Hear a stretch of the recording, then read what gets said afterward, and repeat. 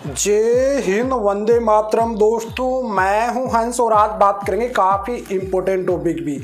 पति की संपत्ति पर पत्नी का कितना अधिकार होता है, कितना अधिकार नहीं होता है। सबसे इम्पोर्टेंट जो पारिवारिक विवाद होते हैं, जो फैमिली के मैटर होते हैं, डिस्प्यूट मैटर होते हैं, उसमें सबसे बड़ी प्रॉपर्टी को ही होता है लेके। अब प्रॉपर्टी में मकान आ जाता है, जैसे उसकी संपत्ति, जैसे कोई ज़मीन आ जाती है, कोई प्लॉट होता है, फ्लैट होता है, जो भी संपत्ति के अंदर दायरे में आती है चीज़ें। तो सबसे पहले बात करेंगे कि पत्नी का पति की संपत्ति में कितना अधिकार होता है। सेकंड, अगर मान लीजिए पति ने संपत्ति खरीदी और पत्नी के नाम करा दी है, तो उसके बाद मान लीजिए दोनों के तलाक होता है, तो उस सिचुएशन में क्या होता है। मान लीजिए पत्नी ने संपत्ति खरीदी, टाइटल नेम पति का है, तो उस सिचुएशन में वो संपत्ति किसकी होगी। अगर तलाक हो रहा है, दोनों में डिस्प्यूट हो रहा है फिर रिश्ते में, तो आगे चलकर क्या प्रॉब्लम क्रिएट होती है। तो चलिए दोस्तों, नो टाइम पास, नो बकवास, सीधा करते हैं काम की बात। मैं हूं हंस। सेकंड बात दोस्तों, कमेंट में नंबर ना छोड़े, मुझे बार बार कहना पड़ता है, रिपीट करना पड़ता है। अगर आपको मुझसे बात करना चाहते हो तो डिस्कशन को चेक कीजिए, डिस्कशन में मेरे नंबर होंगे, वहाँ से जाके आप अपॉइंटमेंट लेके बात कर सकते हैं। तो चलिए दोस्तों, टॉपिक की बात करते हैं। सबसे पहले देखिए, आज तक ऐसा कानून जो करंट लॉ बना हुआ है अभी, उसमें पति की जो संपत्ति होती है उसमें पत्नी का किसी भी प्रकार का कोई अधिकार नहीं है। जी हाँ दोस्तों, भाई जो पत्नी होती है वो डिस्प्यूट, आधे मैटर तो ये होती है कि तेरी आधी संपत्ति, आधी सैलरी वगैरह जो भी ले लूँगी मैं, ठीक है। थोड़ा ईगो आर्ट हो जाता है, जो ईगो टाइप, ईगो अहंकार आ जाता है इस चीज़ का। कोई भी पारिवारिक विवाद होता है तो उसमें मैक्सिमम महिलाएं ये कहती है कि तेरी आधी संपत्ति में ले लूँगी, आधी तेरी सैलरी ले लूँगी जॉब करने वाला है तो।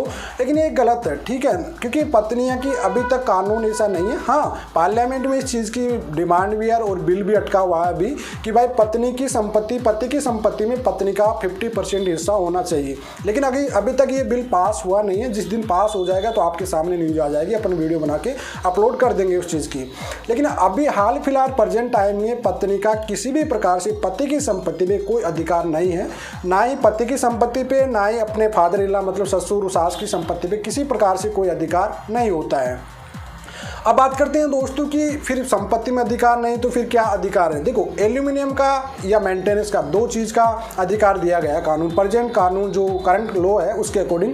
भाई अगर आपका डिस्प्यूट होता है, मैटर जो भी आपका रिश्ता होता है वो ख़त्म होने जा रहा है, तलाक हो रहा है उस सिचुएशन में, तो आप अगर पत्नी केपेबल नहीं है तो मेंटेनेंस ले सकती है, या फिर वो वन टाइम एल्यूमिनियम मतलब भाई म्यूचुअल पे जा सकती है। भाई 1 लाख, 10 लाख, 20 लाख, जो भी आप दोनों की सहमति से ख़त्म कर रही है रिश्ते को, तो उस सिचुएशन में वो उसको ख़त्म कर सकती है, ठीक है। तो उसका मेंटेनेंस का और उसका वन टाइम एल्यूमिनियम का राइट अधिकार दिया गया है पत्नी को। भाई अगर आप डिस्प्यूट कर रहे हो, अपने रिश्ता खराब हो रहा है, तो उसमें आप मेंटेनेंस के हकदार है। अगर कोई महिला जैसे जॉब नहीं करती, हाउस वाइफ है, केपेबल नहीं अपने आप को मेंटेन करने में, तो वो मेंटेनेंस ले सकती है।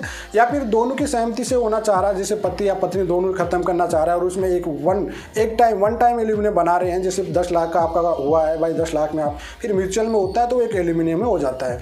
तो आई होप दोस्तों आपको ये तो पॉइंट समझ में आ गया होगा, भाई पति की संपत्ति में पत्नी का कितना अधिकार होता है। अब बात करते हैं दोस्तों कि यार जैसे पति है, जॉब करने वाला अच्छे से है, लेकिन टाइटल पत्नी का है, प्रॉपर्टी पति ने खरीदा और टाइटल नेम पत्नी का हो गया, तो क्या संपत्ति पत्नी की हो जाएगी।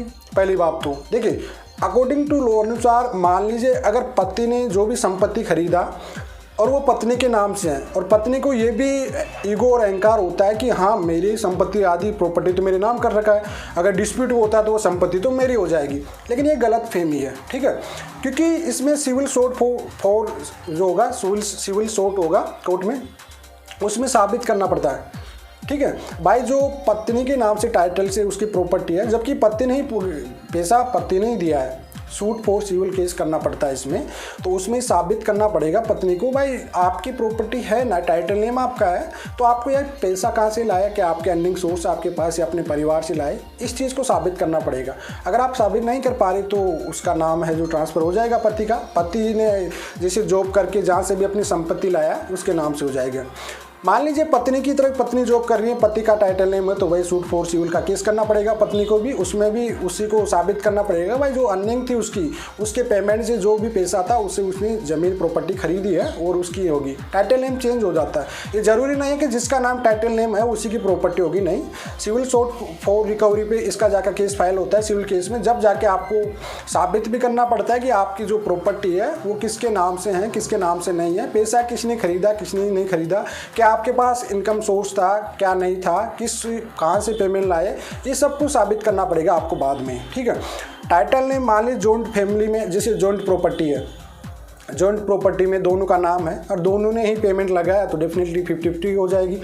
लेकिन जिसका टाइटल नेम है, मेन बात यह है कि जैसे पति ने खरीदा और पत्नी का टाइटल नेम है, ठीक है, लेकिन पति इस चीज़ को साबित नहीं कर पा रहा कोर्ट में जाके सिविल सूट फॉर रिकवरी में, तो उस सिचुएशन में पत्नी के ही नाम रह जाएगी। जैसे पत्नी ने कोई प्रॉपर्टी खरीदी और उस पर टाइटल नेम पति का है, लेकिन पत्नी उस चीज़ को साबित नहीं कर पाई, वो जो पेमेंट लाई है, पैसा लाई है, जिस भी उसने संपत्ति की है उसको साबित नहीं कर पा रही, उस सिचुएशन में संपत्ति पति की रह जाएगी। तो आई होप दोस्तों समझ में आ गया होगा भाई, टाइटल जिसके नाम से प्रॉपर्टी उसकी होगी, लेकिन साबित करना पड़ेगा अगर आपको ट्रांसफर कराना और आपने खरीदा है तो आई होप इसमें जो भी आपका डाउट होगा वो क्लियर होगा। फिर भी अगर आपका कोई सवाल रहता है तो कमेंट में छोड़ सकते हैं। चलिए दोस्तों आज के लिए इतना ही। जय हिंद।